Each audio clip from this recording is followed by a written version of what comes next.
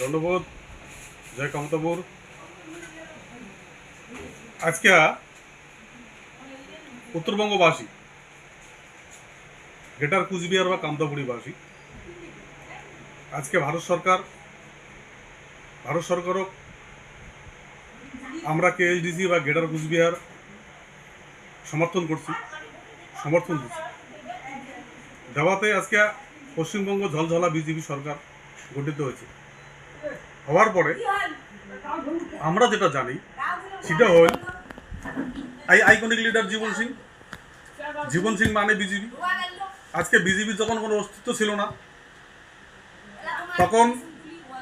তখন এই উত্তরবঙ্গবাসী এই মানি ডাঙ্গরিয়া জীবন সিংয়ে করছে যে সমস্ত ভোট বিজেপির ঢালো।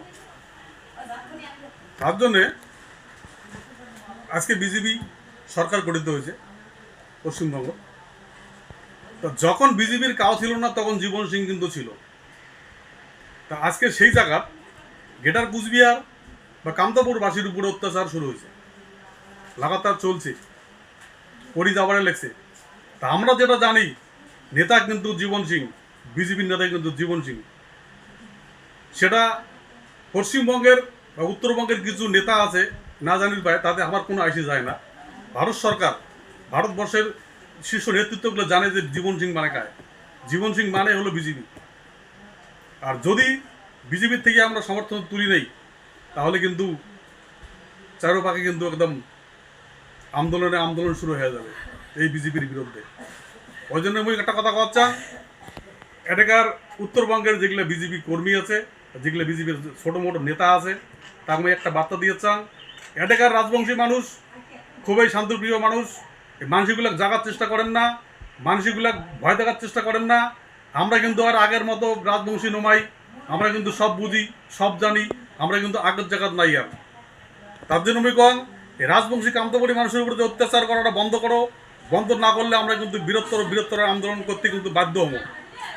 আর একটা কথা, যেটা আমার দাদা সুকুমার দাদা আমার যে আলোচনাগুলো তুলে ধরিল, সেটা হলো ভারত ভক্তি চুক্তি নিয়ে আমার যে স্যার জীবন সিং আছে আইকনিক লিডার, তার সাথে যে শান্তি চুক্তি সফল অবশ্যই করো।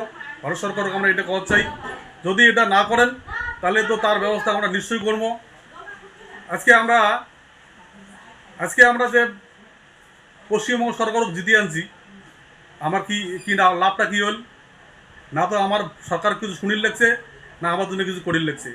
কথা একটাই, আগস্ট মাসে 15 তারিখের মধ্যে টাইম দিয়েছে আমার আইকনিক লিডার জীবন সিং। যদি ভাষা স্বীকৃতি দেওয়া না হয় তাহলে কিন্তু আমরা আন্দোলনে নামতে বাধ্য হব। যাই হোক, ধন্যবাদ, নমস্কার।